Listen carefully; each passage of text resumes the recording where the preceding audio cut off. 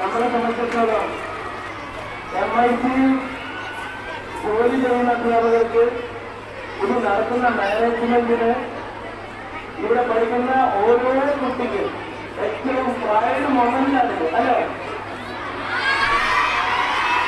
ചെറുകരയിലെ MIT എന്ന സ്ഥാപനം ഇന്ന് ഇന്ത്യ ബുക്ക് ഓഫ് റെക്കോർഡിലേക്ക് വന്നിരിക്കുന്നു.